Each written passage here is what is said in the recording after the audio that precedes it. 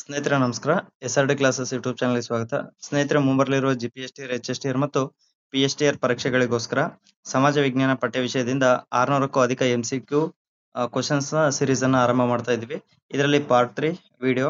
ಈಗ ಮುಂದಿನ ಪ್ರಶ್ನೆಗಳನ್ನ ನೋಡ್ತಾ ಹೋಗೋಣ. ಮೊದಲಿಗೆ 21ನೇ ಪ್ರಶ್ನೆ. ಈಗಾಗಲೇ 20 ಪ್ರಶ್ನೆಗಳ 2 ವಿಡಿಯೋಗಳನ್ನ ಅಪ್ಲೋಡ್ ಮಾಡಿದ್ವಿ. ಇದು ಪಾರ್ಟ್ 3 ವಿಡಿಯೋ ಆಗಿರೋದ್ರಿಂದ ಅದರ ಮುಂದುವರೆದ ಭಾಗ. 21ನೇ ಪ್ರಶ್ನೆ. ಅದರಲ್ಲಿ ಹೇಳಿಕೆ ಎ, ಇದು ರಾಷ್ಟ್ರಕೂಟರ ಕಾಲದಲ್ಲಿ ರಚಿತವಾದ ಗ್ರಂಥವಾಗಿದೆ. ಹೇಳಿಕೆ ಬಿ, ಇದು ಜೈನ ಧಾರ್ಮಿಕ ಕಥೆಗಳ ಸಂಗ್ರಹವಾಗಿದೆ. ನೆಕ್ಸ್ಟ್ ಹೇಳಿಕೆ ಸಿ, ಇದು ಪಂಪಪೂರ್ವ ಯುಗದ ಶ್ರೇಷ್ಠ ಗದ್ಯ ಗ್ರಂಥವಾಗಿದ್ದು ಇಡೀ ಕನ್ನಡ ಸಾಹಿತ್ಯ ಚರಿತ್ರೆಯಲ್ಲಿ ಚಿರಂತನವಾಗಿ ನಿಲ್ಲುವ ಕೃತಿಯಾಗಿದೆ. ಈ ಮೂರು ಹೇಳಿಕೆಗಳು ಸಂಬಂಧಿಸಿದ್ದು ಯಾವ ಒಂದು ಕೃತಿಗೆ? Option A Kavirajamarga, option B Vaddaradhane, option C Kavirahasya, option D Nalachampu. ಸ್ವಲ್ಪ ಯೋಚನೆ ಮಾಡಿ ಆನ್ಸರ್ ಕೊಡಿ. ಓಕೆ, ಇದಕ್ಕೆ ಸರಿಯಾದ ಉತ್ತರ ಬಂದ್ಬಿಟ್ಟು ಆಪ್ಷನ್ ಬಿ ಒಡ್ಡಾರಾಧನೆ. ಇದರ ಒಂದು ವಿವರಣೆಯನ್ನ ನೋಡ್ತಾ ಹೋಗೋಣ. ಆಲ್ಮೋಸ್ಟ್ ನೀವೆಲ್ಲರೂ ಕವಿರಾಜ ಮಾರ್ಗ ಅಂತೇಳಿ ಅನ್ಕೊಂಡಿರ್ಬೋದು, ಬಟ್ ಅದ್ರ ವಿವರಣೆಯನ್ನ ನೋಡಿದಾಗ ನಿಮ್ಗೆ ಅದರ ಬಗ್ಗೆ ಮಾಹಿತಿ ಸಿಗ್ತಾ ಹೋಗುತ್ತೆ. ನೆಕ್ಸ್ಟ್ ಇದು ವಿವರಣೆ ನೋಡೋದಾದ್ರೆ, ರಾಷ್ಟ್ರಕೂಟರ ಕಾಲದ ಇನ್ನೊಂದು ಸಂಪನ್ನವಾದ ಗದ್ಯ ಕೃತಿ ಯಾವುದು ಅಂದ್ರೆ ಗದ್ಯ ಕೃತಿ ಒಡ್ಡಾರಾಧನೆ. ಇದನ್ನ ಬರೆದವರು ಶಿವಕೋಟ್ಯಾಚಾರ್ಯ. ಇದು ಜೈನ ಧಾರ್ಮಿಕ ಕಥೆಗಳ ಸಂಗ್ರಹವಾಗಿದೆ. ಈಗಾಗಲೇ ಹೇಳಿಕೆ ಬಿ ಕೊಟ್ಟಿದೆ. ಇದು ಜೈನ ಧಾರ್ಮಿಕ ಕಥೆಗಳ ಸಂಗ್ರಹ ಆಗಿದೆ. ಇಲ್ಲಿ ಕನ್ನಡಕ್ಕೆ ವಿಶೇಷ ಪ್ರಾಧಾನ್ಯವನ್ನು ನೀಡಲಾಗಿದೆ. ಸನ್ನಿವೇಶ ರಚನೆ, ಪಾತ್ರ ಸೃಷ್ಟಿ, ಸಂವಾದಗಳಲ್ಲಿನ ಸಹಜತೆ ಇದೆ.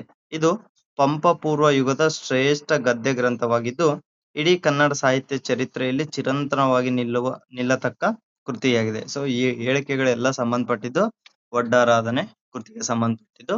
ಇದನ್ನ ಬರೆದವರು ಶಿವಕೋಟ್ಯಾಚಾರ್ಯ. ನೆಕ್ಸ್ಟ್ 22ನೇ ಪ್ರಶ್ನೆ.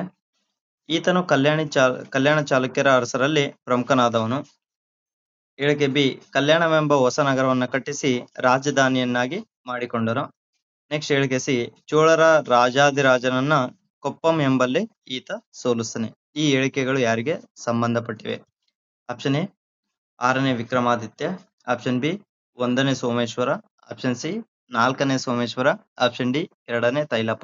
ಈ ಮೂರು ಹೇಳಿಕೆಗಳು ಕಲ್ಯಾಣ ಚಾಲುಕ್ಯರ ಅರಸರಲ್ಲಿ ಪ್ರಮುಖನಾದವನು, ಅದರ ಜೊತೆಗೆ ಕಲ್ಯಾಣವೆಂಬ ಹೊಸ ನಗರವನ್ನ ಕಟ್ಟಿಸಿ ಅದನ್ನ ರಾಜಧಾನಿಯನ್ನಾಗಿ ಮಾಡ್ಕೊಳ್ತಾನೆ. ನೆಕ್ಸ್ಟ್ ಚೋಳರ ರಾಜಾದಿರಾಜನನ್ನ ಕೊಪ್ಪಂ ಎಂಬಲ್ಲಿ ಈತ ಸೋಲಿಸ್ತಾನೆ. ಈ ಹೇಳಿಕೆಗಳು ಸಂಬಂಧಪಟ್ಟಿದ್ದು ಯಾವ ಅರಸನಿಗೆ? ಇದಕ್ಕೆ ಸರಿಯಾದ ಉತ್ತರ ಬಂದ್ಬಿಟ್ಟು ಹೇಳಿಕೆ ಬಿ ಆಪ್ಷನ್ ಬಿ 1ನೇ ಸೋಮೇಶ್ವರ. ಇದರ ಒಂದು ವಿವರಣೆಯನ್ನ ನೋಡೋದಾದ್ರೆ, ರಾಷ್ಟ್ರಕೂಟರ ಸಾಮಂತನಾಗಿದ್ದ 2ನೇ ತೈಲಪ ಏನ್ ಮಾಡ್ತಾನೆ? ರಾಷ್ಟ್ರಕೂಟರ ರಾಜ 2ನೇ ಕರ್ಕನನ್ನ ಪರಾಭವಗೊಳಿಸಿ ಮಾನ್ಯಕೇಟವನ್ನ ವಶಪಡಿಸಿಕೊಂಡು ಕಲ್ಯಾಣ ಚಾಲುಕ್ಯರ ಸಾಮ್ರಾಜ್ಯವನ್ನ ಸ್ಥಾಪಿಸ್ತಾನೆ. ಅಂದ್ರೆ ಈ ಕಲ್ಯಾಣ ಸಾಮ್ರಾಜ್ಯದ ಸ್ಥಾಪಕ ಯಾರಂತಂದ್ರೆ 2ನೇ ತೈಲಪ. ಯಾರನ್ನ ಪರಾಭವಗೊಳಿಸ್ತಾನೆ? ರಾಷ್ಟ್ರಕೂಟರ ರಾಜ 2ನೇ ಕರ್ಕನನ್ನ. ಅದ್ರ ಜೊತೆಗೆ ಸುಮಾರು 24 ವರ್ಷಗಳ ಕಾಲ ಈತ ಆಡಳಿತ ನಡೆಸ್ತಾನೆ. ಈ ವಂಶದ ಪ್ರಮುಖ ಅರಸರಲ್ಲಿ 1ನೇ ಸೋಮೇಶ್ವರ ಪ್ರಮುಖನಾದವ. ಈತ ಏನ್ ಮಾಡ್ತಾನೆ? ಕಲ್ಯಾಣವೆಂಬ ಹೊಸ ನಗರವನ್ನ ಕಟ್ಟಿಸಿ ಅದನ್ನ ರಾಜಧಾನಿಯನ್ನಾಗಿ ಮಾಡ್ಕೊಳ್ತಾನೆ. ನೋಡ್ರಿ, ಇಲ್ಲಿ ನಮ್ಗೆ ಬೇಕಾದ ಅಂಶ ಸಿಕ್ಕಿದೆ. ಇಲ್ಲಿ ಕಲ್ಯಾಣವೆಂಬ ಹೊಸ ನಗರವನ್ನ ಕಟ್ಟಿಸಿ ಅದನ್ನ ರಾಜಧಾನಿಯನ್ನಾಗಿ ಮಾಡ್ಕೊಳ್ತಾನೆ. ಯಾರು? 1ನೇ ಸೋಮೇಶ್ವರ. ಅದರ ಜೊತೆಗೆ ಇದೇ ಬೀದರ್ ಜಿಲ್ಲೆಯ ಬಸವ ಕಲ್ಯಾಣ, ಈಗ ಪ್ರಸ್ತುತ ಅದು ಬೀದರ್ ಜಿಲ್ಲೆಯ ಬಸವ ಕಲ್ಯಾಣ ಅಂತ ಹೇಳಿ ಅನ್ಸಿದೆ. ಈತನು ಅನೇಕ ಯುದ್ಧಗಳನ್ನ ಮಾಡ್ಬೇಕಾಗಿ ಬಂದ್ರು ಕೂಡ ಸಾಮ್ರಾಜ್ಯವು ಗಾತ್ರದಲ್ಲಿ ಕುಂದದಂತೆ ಈತ ನೋಡ್ಕೊಳ್ತಾನೆ. ನೆಕ್ಸ್ಟ್ ಚೋಳರ ರಾಜಾದಿರಾಜನನ್ನ ಕೊಪ್ಪಂ ಎಂಬಲ್ಲಿ ಸೋಲಿಸಿ ಈತ ಪ್ರಮುಖನಾಗ್ತಾನೆ. ಅದರ ಜೊತೆಗೆ ಈತನ ನಂತರ 1076ರಲ್ಲಿ, ಅಂದ್ರೆ ಇದು ಎಕ್ಸ್ಟ್ರಾ ವಿವರಣೆ, 1076ರಲ್ಲಿ 1ನೇ ಸೋಮೇಶ್ವರನ ಮಗನಾದ 6ನೇ ವಿಕ್ರಮಾದಿತ್ಯ ಈ ಒಂದು ವಂಶದ ಶ್ರೇಷ್ಠ ಅರಸ ಆಗ್ತಾನೆ. ಈತ ಅಸಾಧಾರಣ ವೀರ, ಉತ್ತಮ ಆಡಳಿತಗಾರ ಆಗಿರ್ತಾನೆ. ಇವನು 1076ರಲ್ಲಿ ಚಾಲುಕ್ಯ ವಿಕ್ರಮ ಶಕೆಯನ್ನ ಆರಂಭ ಮಾಡ್ತಾನೆ. ಅದರ ಜೊತೆಗೆ ಇವನು ಹೊಯ್ಸಳರ ವಿಷ್ಣುವರ್ಧನನ ಬಂಡಾಯವನ್ನ ಅಡಗಿಸ್ತಾ ಹೋಗ್ತಾನೆ. ಶ್ರೀಲಂಕೆಯ ಅರಸನಾದಂತಹ ವಿಜಯ ಬಾಹುನೊಂದಿಗೆ ಈತ ಸಂಪರ್ಕವನ್ನ ಹೊಂದಿದ್ದ. ನೆಕ್ಸ್ಟ್ 23ನೇ ಪ್ರಶ್ನೆ. ಚೋಳರ ಕಾಲದಲ್ಲಿ ಊರ್ ಎಂದರೆ? ಆಪ್ಷನ್ ಎ ಹಳ್ಳಿ, ಆಪ್ಷನ್ ಬಿ ಗ್ರಾಮ ಸಭೆ, ಆಪ್ಷನ್ ಸಿ ಪ್ರಜೆಗಳ ಸಭೆ, ಆಪ್ಷನ್ ಡಿ ಕಂದಾಯ ಪದ್ಧತಿ. ಇದಕ್ಕೆ ಸರಿಯಾದ ಉತ್ತರ ಬಂದ್ಬಿಟ್ಟು ಆಪ್ಷನ್ ಸಿ ಪ್ರಜೆಗಳ ಸಭೆ. ಇದರ ಒಂದು ವಿವರಣೆಯನ್ನ ನಾವು ನೋಡ್ತಾ ಹೋಗೋಣ.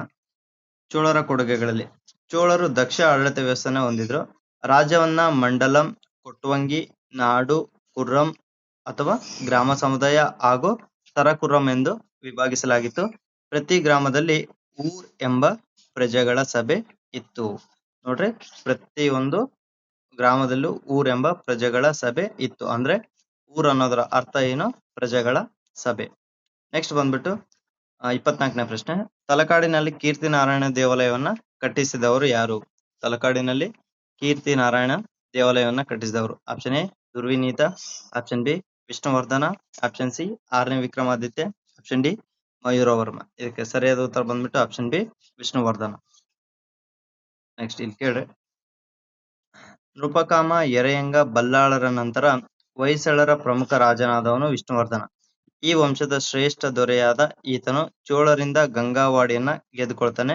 ಅದನ್ನ ಗೆದ್ದುಕೊಂಡು ತಲಕಾಡುಗೊಂಡ ಎಂಬ ಬಿರುದನ್ನ ಪಡಿತಾನೆ. ಅದರ ಜೊತೆಗೆ ಈ ವಿಜಯದ ನೆನಪಿಗಾಗಿ ತಲಕಾಡಿನಲ್ಲಿ ಕೀರ್ತಿ ನಾರಾಯಣ ದೇವಾಲಯವನ್ನ ಹಾಗೂ ಬೇಲೂರಿನಲ್ಲಿ ಚೆನ್ನಕೇಶವ ಅಥವಾ ವಿಜಯನಾರಾಯಣ ದೇವಾಲಯವನ್ನ ಈತ ಕಟ್ಟಿಸ್ತಾನೆ.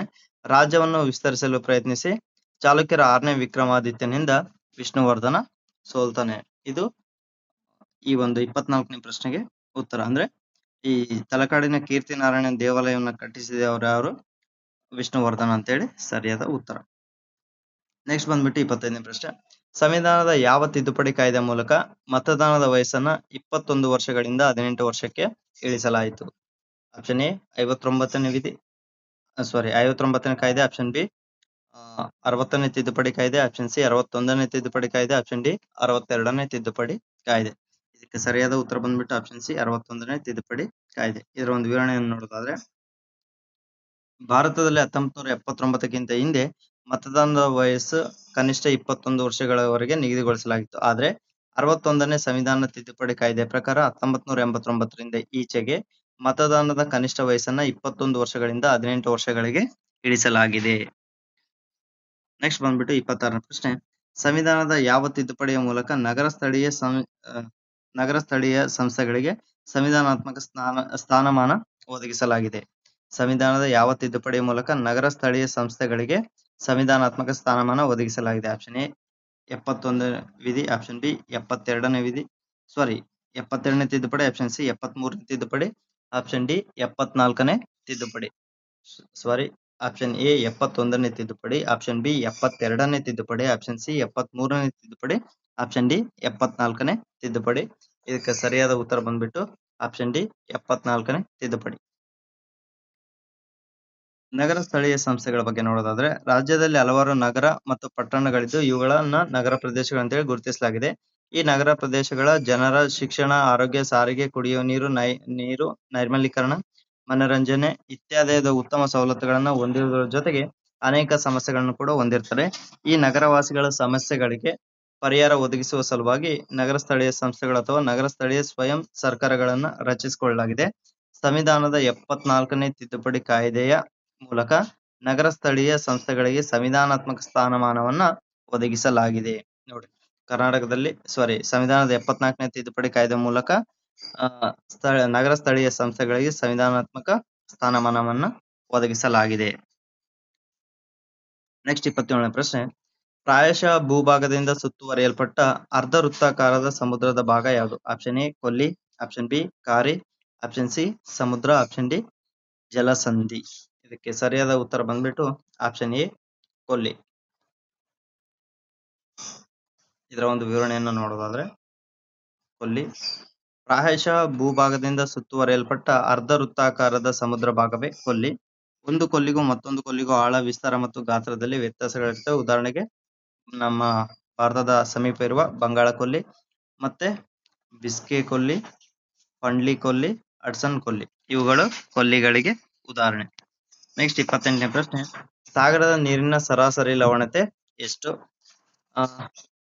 32 ಪ್ರತಿ 1000 ಲವಣತೆಗೆ, 34, 35, ನೆಕ್ಸ್ಟ್ 36. ಇದಕ್ಕೆ ಸರಿಯಾದ ಉತ್ತರ ಬಂದ್ಬಿಟ್ಟು ಆಪ್ಷನ್ ಸಿ 35. ಸಾಗರ ಅಥವಾ ಸಮುದ್ರ ನೀರಿನಲ್ಲಿ ಕರಗಿರುವ ಉಪ್ಪಿನಾಂಶಗಳ ಪ್ರಮಾಣವನ್ನ ಲವಣತೆ ಅಂತೇಳಿ ಕರಿತಾ ಹೋಗ್ತೀವಿ. ಈ ನೀರಿನಲ್ಲಿ ಲವಣಾಂಶ ಹೆಚ್ಚು ಕಂಡು ಬರುವುದರಿಂದಲೇ ಸಮುದ್ರ ಹಾಗೂ ಸಾಗರದ ನೀರು ಉಪ್ಪಾಗಿರುವುದು. ಸಾಗರದ ನೀರಿನ ಸರಾಸರಿ ಲವಣತೆ 35 ಅಂದ್ರೆ ಪ್ರತಿ 1000 ಭಾಗದಲ್ಲಿ 35 ಭಾಗ ಎಂದರ್ಥ. ಸಾಗರದ ನೀರು ಆವಿಯಾಗಿ ಅದರಲ್ಲಿರುವ ಲವಣ ಅಲ್ಲಿಯೇ ಉಳಿದಿರುವುದರಿಂದ ನೀರು ನಿರಂತರವಾಗಿ ಉಪ್ಪಾಗಿ ಪರಿಣಮಿಸುವುದು. ಲವಣತೆಯು ಉಷ್ಣವಲಯದಲ್ಲಿ ಹೆಚ್ಚಾಗಿದ್ದು ಧ್ರುವ ಪ್ರದೇಶ ಮತ್ತು ಸಮಭಾಜಕೃತ ಪ್ರದೇಶಗಳಲ್ಲಿ ಕಡಿಮೆ ಇರುವುದು. ಅಧಿಕ ಶಾಖ ಬೀಳುವುದರಿಂದ ಸಮಭಾಜಕೃತ ಪ್ರದೇಶದಲ್ಲಿ ಅಧಿಕ ಬಾಷ್ಪೀಭವನ ಮತ್ತು ಅಧಿಕ ಮಳೆಯಿಂದಾಗಿ ಲವಣತೆಯು ಕಡಿಮೆ ಪ್ರಮಾಣದಲ್ಲಿ ಇರುತ್ತದೆ. ನೆಕ್ಸ್ಟ್ ಬಂದ್ಬಿಟ್ಟು 29ನೇ ಪ್ರಶ್ನೆ. ಉತ್ತರ ಅಟ್ಲಾಂಟಿಕ್ ಸಾಗರದಲ್ಲಿ ಕಂಡುಬರುವ ಪ್ರಮುಖ ಶೀತ ಸಾಗರ ಪ್ರವಾಹ ಯಾವುದು? Option A Peru, option B Labrador, option C Falkland, option D Benguela. ಉತ್ತರ ಅಟ್ಲಾಂಟಿಕ್ ಸಾಗರದಲ್ಲಿ ಕಂಡುಬರುವ ಪ್ರಮುಖ ಶೀತ ಸಾಗರ ಪ್ರವಾಹ ಯಾವುದು? ಇದಕ್ಕೆ ಸರಿಯಾದ ಉತ್ತರ ಬಂದ್ಬಿಟ್ಟು ಆಪ್ಷನ್ ಬಿ ಲ್ಯಾಬ್ರಡಾರ್ ಪ್ರವಾಹ.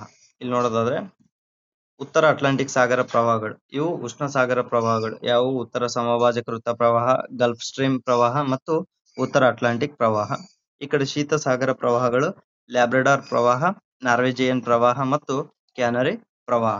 ಇದಕ್ಕೆ ಸರಿಯಾದ ಉತ್ತರ ಬಂದ್ಬಿಟ್ಟು ಆಪ್ಷನ್ ಬಿ ಲ್ಯಾಬ್ರಡಾರ್ ಶೀತ ಸಾಗರ ಪ್ರವಾಹ. ನೆಕ್ಸ್ಟ್ 30ನೇ ಪ್ರಶ್ನೆ. ಉಬ್ಬರವಿಳಿತಗಳಿಗೆ ಯಾವುದು ಪ್ರಮುಖ ಕಾರಣವಲ್ಲ? ಆಪ್ಷನ್ ಎ ಚಂದ್ರನ ಗುರುತ್ವಾಕರ್ಷಣ ಶಕ್ತಿ, ಆಪ್ಷನ್ ಬಿ ಸೂರ್ಯನ ಗುರುತ್ವಾಕರ್ಷಣ ಶಕ್ತಿ, ಆಪ್ಷನ್ ಸಿ ಭೂಮಿಯ ಕೇಂದ್ರಾಪಗಮ ಶಕ್ತಿ, ಆಪ್ಷನ್ ಡಿ ನಿರಂತರ ಮಾರುತಗಳ ಶಕ್ತಿ. ಇದಕ್ಕೆ ಸರಿಯಾದ ಉತ್ತರ ಬಂದ್ಬಿಟ್ಟು ಇಲ್ಲಿ ಆಪ್ಷನ್ ಡಿ ಆಗುತ್ತೆ, ನಿರಂತರ ಮಾರುತಗಳ ಶಕ್ತಿ. ಇಲ್ಲಿ ಅದರ ವಿವರಣೆಯನ್ನ ನಾವು ನೋಡೋದಾದ್ರೆ ಉಬ್ಬರವಿಳಿತಗಳು ಸಮುದ್ರ ಅಥವಾ ಸಾಗರದ ನೀರಿನ ಮಟ್ಟವು ನಿಯಮಿತವಾಗಿ ಹೆಚ್ಚಾಗುವುದು ಮತ್ತು ಇಳಿಯುವುದನ್ನೇ ಉಬ್ಬರವಿಳಿತ ಎಂದು ಕರೆಯುವರು. ಉಬ್ಬರವಿಳಿತಗಳಿಗೆ ಮುಖ್ಯ ಕಾರಣಗಳೆಂದರೆ ಚಂದ್ರನ ಗುರುತ್ವಾಕರ್ಷಣ ಶಕ್ತಿ, ಸೂರ್ಯನ ಗುರುತ್ವಾಕರ್ಷಣ ಶಕ್ತಿ ಮತ್ತು ಭೂಮಿಯ ದೈನಂದಿನ ಚಲನೆ ಮತ್ತು ಭೂಮಿಯ ಕೇಂದ್ರಾಪಗಮ ಶಕ್ತಿ. ಇವು ಉಬ್ಬರವಿಳಿತಗಳಿಗೆ ಕಾರಣ ಆಗ್ತಾ ಬರುತ್ತೆ. ಉಬ್ಬರವಿಳಿತಗಳಲ್ಲಿ 2 ವಿಧ, ಏರುಬ್ಬರ ಮತ್ತು ಇಳಿ ಉಬ್ಬರ ಅಂತೇಳಿ ಕರಿತಾ ಹೋಗ್ತೀವಿ.